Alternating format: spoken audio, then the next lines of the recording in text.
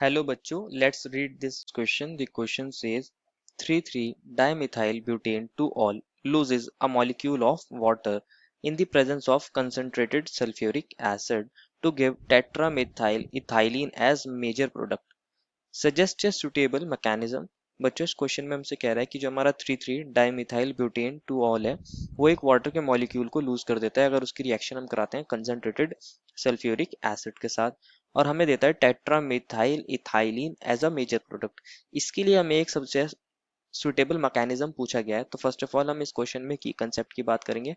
की कंसेप्ट क्या है वो बच्चों, इस क्वेश्चन में हमें मैकेनिज्म बताना है फॉर डिहाइड्रेशन, क्योंकि यहाँ डिहाइड्रेशन हो रहा है, वाटर निकल रहा है, तो मैं वैसे बोल सकता हूँ मैकेनिज्म फॉर डिहाइड्रेशन। और डिहाइड्रेशन यहाँ कर कौन रहा है, कंसंट्रेटेड H2SO4 कर रहा है। मैं लिख देता हूँ by concentrated H2SO4 that is our sulphuric acid. बच्चों इस क्वेश्चन में हमसे कहा गया है कि 3,3-डाइमिथाइल ब्यूटेन 2-ऑल की रिएक्शन हो रही है। ये हमारा ब्यूटेन 2-ऑल बनाना है हमें।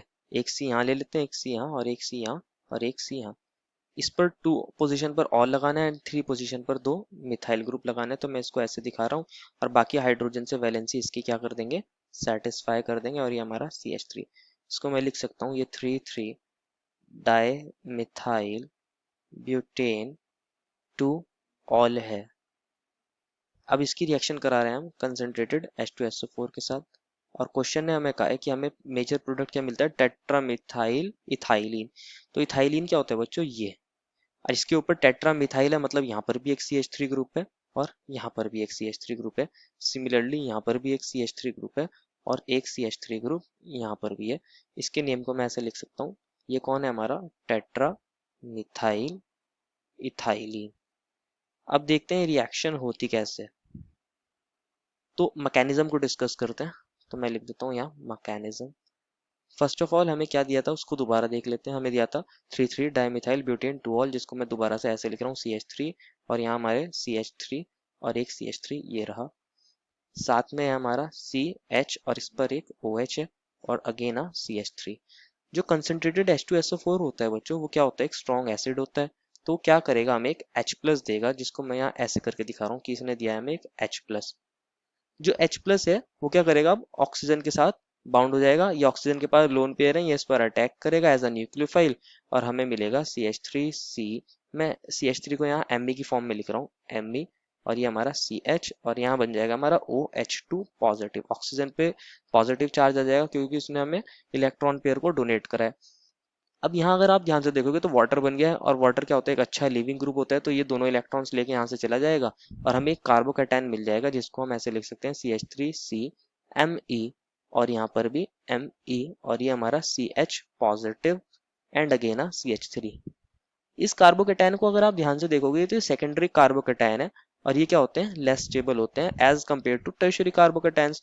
और कार्बोकैटायंस की खास प्रॉपर्टी होती है, वो क्या करते हैं, रीअरेंजमेंट शो करते हैं।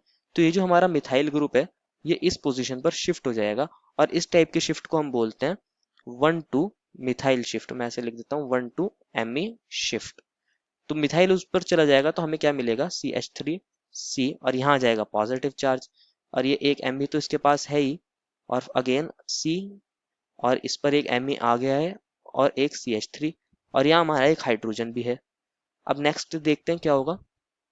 इसको दोबारा से लिख लेता हूँ मैं, CH3C, और यहाँ हमारा पॉजिटिव आ गया था। ये टर्शरी कार्बोकैटायन है, कंपैरेटिवली ज्यादा स्टेबल होता है, मैं इसको लिख देता हूँ टर्शरी, और ये हमारा C है। इस हाइड्रोजन को मैं ऐसे दिखा रहा हूँ, और CH3 और एक CH3 ये रहा। अब क्या होगा बच्चों, ये कार्बोकैटायन है तो ये क्या करेगा, अपने आप को स्टेबलाइज करने की कोशिश करेगा। तो यहाँ से क्या होगा, एक H प्लस निकल जाएगा। ये वाला जो हाइड्रोजन है ये दोनों इलेक्ट्रॉन्स यहाँ देकर चला जाएगा, -H प्लस। तो हमें मिलेगा CH3C डबल बॉन्ड CH3, और एक CH3 ये रहा और एक CH3 ये रहा। यही हमारा प्रोडक्ट बनना चाहिए था, और इसका नाम ही क्या था, टेट्रा मिथाइल इथाइलिन। क्वेश्चन ने हमसे इसका मैकेनिज्म पूछा था, तो यही इसका मैकेनिज्म होगा। Therefore, this is the mechanism and the final answer. I hope you understood it well and best of luck.